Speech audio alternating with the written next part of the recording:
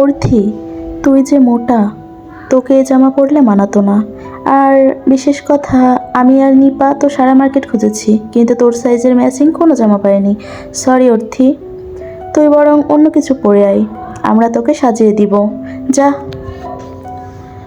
মাহার কথায় অর্থি মুখটা নিচু করলো, চোখ ঘুরিয়ে তাও দেখে নিল রুমে থাকা সবাইকে। নিপা, মাহা, ফারিন, ফাহা, এমনকি ছোট জুনও সাজগোজ করতে ব্যস্ত। অথচ তারা বুঝতেই পারল না মাহার এমন কথাগুলো অর্থির বুকের ভেতর কেমন করে বিঁধে গেছে। ঠোঁটের কোণে জোরপূর্বক হাসি রেখে কিছু বলবে তার আগেই নিপা কড়া মেজাজে বলল, তিশা আপুর এন্ট্রির ডান্স কিছুক্ষণ পরেই শুরু হবে। ফারিস এসে 2-3 বার ডেকেও গেছে। এমনিতেই তুই তো এন্ট্রিতে থাকবি না, কিন্তু তোকে সাজাতে গিয়ে যদি আমাদের দেরি হয় তখন তিশা আপু আমাদের উপর চিল্লাচিল্লি করবে। কি হলো, ভূতুমের মতো দাঁড়িয়ে আছিস? যা। মাহা পর্যন্ত ঠিকই ছিল, কিন্তু নিপার কথায় চোখ দুটো ছলছল করে উঠল অর্থির। আজ অর্থির মেজো খালার মেয়ে তিশা আপুর বিয়ে। অর্থি মা আর ছোট ভাই এসেছে বিকেলের পর। এসে অনেকটা অবাকই হয়। অর্থি যতদূর জানতো তিশা আপুর বিয়েটা নাকি ছোট করেই হবে, কিন্তু আয়োজন দেখে মোটেও মনে হচ্ছে না কোনো ছোটোখাটো আয়োজন। বিয়ের উপলক্ষে বড় খালারা, বড় মামা, মেজো মামা, ছোট মামারা সবাই আগেই চলে এসেছিল। আর মাহা, নিপা, ফারিন, ফাহা এরা হলো অর্থির খালাতো আর মামাতো বোন। এরা নাকি 2 দিন আগে থেকেই এখান থেকে কি কি প্রোগ্রাম হবে, কিভাবে কি করবে সব ঠিক করে নিয়েছে। কিন্তু অর্থি এসবের কিছুই জানে না, আর জানবেই কেমন করে? ওরা কখনোই অর্থিকে তেমন একটা গুরুত্ব দেয় না। অর্থিও ইন্ট্রোভার্ট, তাই বলা যায় কাজিন মহলে অর্থি বরাবরই চক্ষুশূল একটা বস্তুর মতো থাকে। তাই তো বিয়ে উপলক্ষে তিশা আপু নাকি সবার জন্য ম্যাচিং জামা এনেছে, সেটাও জানে না। জামাগুলো আনার দায়িত্ব মাহার নিপার ওপর ছিল।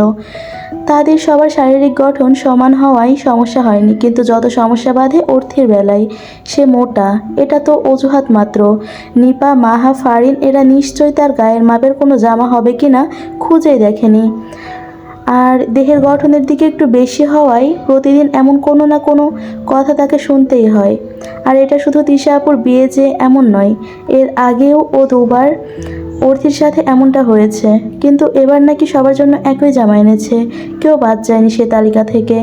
না চাইতেও এসেছিল জামা চাইতে, কিন্তু প্রতিবারের নাই এবারেও অর্থির ধারণা ভুল হলো। জামা তো দূর, উল্টো তার শারীরিক গঠন নিয়ে মন্তব্য করতে 2বার ভাবল না তারা। অর্থি প্রথমেই ভেবেছিল যখন সবার সাজ শেষ হবে তখন নিজের পছন্দ সহিত একটা জামা পরে হলুদের প্রোগ্রামের ওখানে যাবে।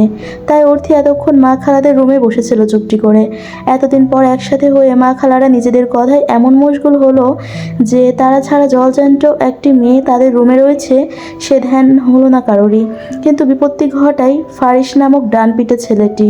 বাকি ভাইদের সাথে ফারিসও নিজ দায়িত্বে অটল, তাই ছোটোখাটো বিষয়গুলো তার চোখে পড়ছে অনায়াসে। বড় খালা সাজেদা বেগমের ছেলে ফারিস, অর্থির থেকে বড়, জোর 3 বছরের বড়। তবে অর্থি তাকে নাম ধরে ডাকে। বলতে গেলে কাজিন মহলে ফারিসের সাথেই সে জড়তা ভেঙে টুকটাক কথা বলে। তাই তো মায়ের কাছে ফোন নিতে আসায় অর্থিকে যখন দেখে সে এখনো তৈরি হয়নি তখন ধমক দিয়ে বসে, এই তুই এখনো তৈরি হসনি? আটা ময়দা মাখতেই তোদের 1 ঘন্টা লাগে। মাহাদের এই 3বার গিয়ে ডেকে আসলাম, তারা তৈরি হয়নি, তুই কখন তৈরি হবি? যা, মাহার কাছে তোদের ম্যাচিং জামা আছে, সেটা পরে তাগড়া করে ছাদে আয়। তখন আর কি, ফারিসের কথাই সবার চোখ যায় আর্থির ওপর। অর্থির মা রেবেকা তার ওপর বেশ বিরক্ত, ধমকও দেয় অর্থের এমন কাণ্ডে। তাই আর কি সবার কথা শুনে যায় মাহাদের কাছে, কিন্তু সেখানে গিয়ে মনটা পুরোই খারাপ হয়ে যায় অর্থির। সে মানছে না বাকিদের তুলনায় শরীরগত দিক থেকে সে একটু বাড়ন্ত, তাই বলে কথায় কথায় মোটা বলে কটাক্ষ করবে? তারও তো ইচ্ছে হয় সবার সাথে হই হুল্লোড় করতে, সবাই যেমন সাজে তেমন করে সাজতে, সবাই যখন গ্রুপ করে নাচে, ছবি তোলে একসাথে, একই ফ্রেমে ছবি তোলে, তারও ইচ্ছে হয়। কিন্তু বরাবরই সে মোটা, দেখতে ওভার সাইজ এটা বলে মনটা বিষিয়ে দেয়। পরে তার আর ইচ্ছেগুলো পূরণ করা হয় না। তাই তো এখনও মাহার নিপার কাছ থেকে এমন কথা শুনে দাঁড়ালো না আর তাদের মাঝে। ধীর পায়ে বেরিয়ে এলো ঘর থেকে। অন্য কোথাও না গিয়ে সে যে ঘরে থাকবে সেখানে গেল। নিপা আপু, তুমি এমন করে কেন বলেছ? দেখো অর্থি আপু নিশ্চয়ই অভিমান করেছে।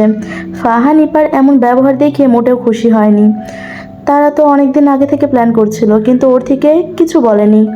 এখন আবার তার শরীর নিয়ে এমনটা বলাই ফাহার কেমন যেন একটা খারাপ লাগছে। তাই ছোট জুনকে পাঠালো অর্থি কোথায় আছে তা জানতে। জুন ও ফাহার কথা মতো অর্থি পেছনে গেল, কিন্তু তাকে দেখতে না পেয়ে গেল ফুপুর ঘরে। সেখানে গিয়ে দেখলো অর্থি নেই।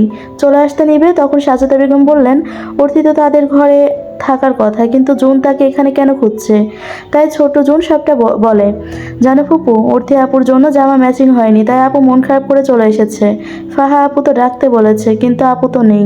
এখন আমি তাকে কোথায় পাবো বলো তো? জুনের কথাগুলো অর্থির মায়ের বুঝতে অসুবিধে হলো না কি হয়েছে। তার গায়ের মাপের জামা পায়নি বোধহয়, এই নিয়ে অর্থির মা নিজেই বিরক্ত। তিনি গিয়ে দেখবেন ভাবলো, কিন্তু তিনি গেল মেয়েটাকে আরও বকাঝকা করবেন এই নিয়ে। তাই সাজেদা বেগম বোন বসতে বলে নিজেই গেল অর্থিকে দেখতে। কি হলো অর্থি, তুই সাজলে না কেন? প্রোগ্রামে যাবি না? অর্থির ফুফতো বোন জ্যোতি ফোন করেছে।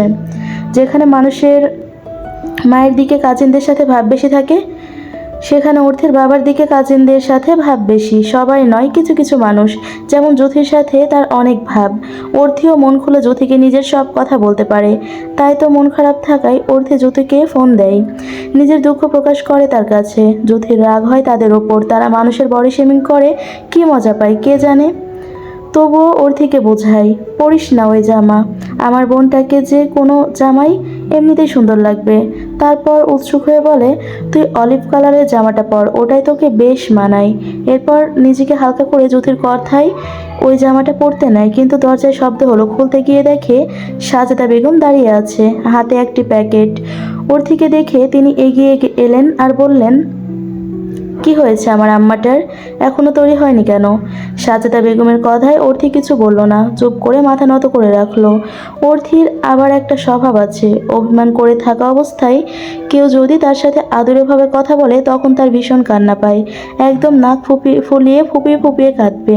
তাই সাজেদা বেগমের এমন আদুরে ডাকে চোট চেপে রাখলো। তবে সাজেদা বেগম বুঝলেন অর্থির অবস্থা, তাই বেশি কিছু না বলে প্যাকেট থেকে একটা শাড়ি অর্থির সামনে মেলে ধরলেন আর বললেন, এখন এটি পরতে।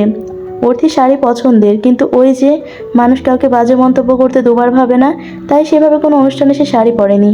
তাই সাজেদা বেগমকে অজুহাত দিয়ে বলল, খালামণি, শাড়ির সাথে তো ম্যাচিং ব্লাউজ নেই, আর মা আপুরা তো জামা পরছে, দেখো আমি এই জামা পরবো, এটা আমাকে ভালো লাগবে। সাজেদা বেগম মিষ্টি হেসে বললেন, ওরা জামা পরুক, সমস্যা কি, তুমি এই শাড়ি পরবে, আর ব্লাউজও আমি নিয়ে এসেছি। যাও এখন এগুলো পরে আসো, পরে আমি তোমাকে শাড়ি পরিয়ে দেব। অর্থি অনেক করে মানা করলো, কিন্তু সাজেদা বেগম শুনল না। চোখ রাঙিয়ে তার হাতে ব্লাউজ পেটিকোট ধরিয়ে দিলেন। অগত্যা অর্থি ওয়াশরুম থেকে ব্লাউজ পরে বেরিয়ে এলো। তার ভীষণ লজ্জা লাগছে, কাচুমাচু হয়ে গায়ে ওড়নাটি যেন পুরো গায়ে ছড়িয়ে দিতে চাইছে। অর্থির এমন অবস্থা দেখে হাসলেন সাজেদা বেগম। পরে সাজেদা বেগম ভালো করে তাকে শাড়িটি পরিয়ে দিলেন, ভালো করে পিন দিয়ে আটকেও দিলেন যেন খুলে না যায়। অর্থি থুতনিতে হাত দিয়ে তিনি বললেন, মাশাআল্লাহ, আম্মাটাকে অনেক সুন্দর লাগছে। যাও আর দেরি করো না, সেজে ছাদে যাও, না হলে ফারিস আবার বকাঝকা শুরু করবে। সাজেদা বেগম ঘর থেকে বেরিয়ে গেলেন। অর্থি তার যাওয়ার দিকে তাকিয়ে রইল। মানুষ বলে না, মায়ের থেকে মাসির দরদ বেশি, সাজেদা বেগমের ক্ষেত্রেও তাই। তিনি বড্ড ভালোবাসেন অর্থিকে। অর্থির মা যা প্রশ্রয় দেন না, সাজেদা বেগম তা আরও বেশি করে করতে বলেন। সাজেদা বেগমের 2 ছেলে, তবে বাকি ভাই বোনদের ছেলে মেয়েদের থেকে অর্থির প্রতি তার ভালোবাসাটা যেন আলাদাভাবে নজর পড়ে। সাজেদা বেগম রুম থেকে গেলে অর্থি আয়নার সামনে দাঁড়ালো। সামুদ্রিক সবুজ রং বা ফিরোজা সবুজ রঙের শাড়িটিতে ভালো লাগছে। অর্থির সাদা সুন্দর গায়ে রংটি ফুটে উঠেছে, তবুও অর্থির নিজের কাছে খাপছাড়া লাগছে। তাই আঁচল সরিয়ে নিজের মেদযুক্ত পেটের দিকে তাকালো, ছুঁয়ে দেখলো সেখানে ওজন এখন প্রায় 78। সে চেষ্টা করছে, তবে প্রতিবারই মানুষের কথায় সাহস হারাচ্ছে বারবার। এসব ভেবে ভারী নিঃশ্বাস নিল। সাজ বলতে পাউডার, লিপস্টিক আর আইলাইনার, এতেই তৈরি হলো। কোমর সমান চুল বেঁধে রাখবে না ভাবলেও ছেড়ে দিল। আর শেষ আয়নায় আরেকবার তাকিয়ে রুম থেকে বেরিয়ে পড়লো। সবাই তো জামা পরেছে, এখন সে শুধু শাড়ি পরেছে। কে কি বলবে তা ভেবে একটু ভয় হতে লাগলো। নিপা, মাহা এরা নিশ্চয়ই হাসবে, নিশ্চয়ই তাকে মোটা বলে সবার সামনে হাসির পাত্র বানাবে। কেন যে খালামণির কথায় শাড়িখানা পরেছে কে জানে। এসব ভেবেই শাড়ির কুচি ধরে এগিয়ে যেতে লাগলো সামনে। নিজের ভাবনা এতটাই মত্ত ছিল যে সামনে থেকে মানুষ আসছে সেটাও খেয়াল হলো না। তাই অবলীলায় বেখালে ধাক্কা খেলো সামনে আসা ব্যক্তিটির সাথে। সামনে ব্যক্তিটি বোধহয় ভীষণ ব্যস্ততার সাথে হাঁটছিল, তাই তো ধাক্কা খেয়ে দুজন দুপাশে ছিটকে পড়ে। অর্থী রেলিংয়ের পাশে ঘেঁষে পড়ে, যার কারণে ব্যথাতুর শব্দ করে ওঠে আর নজর দেয় ধাক্কা খাওয়া ব্যক্তিটির দিকে। তো এটা ছিল কথা দিলাম রোদ্দুর গল্পের প্রথম পর্ব। পরবর্তী পর্ব আগামীকাল আপলোড করা হবে। আপনারা সবাই লাইক, শেয়ার, কমেন্ট করে আমার চ্যানেলটির পাশে থাকবেন আর অবশ্যই সাবস্ক্রাইব করে দিবেন পরবর্তী পর্ব পড়ার জন্য। আল্লাহ হাফিজ, আসসালামু আলাইকুম।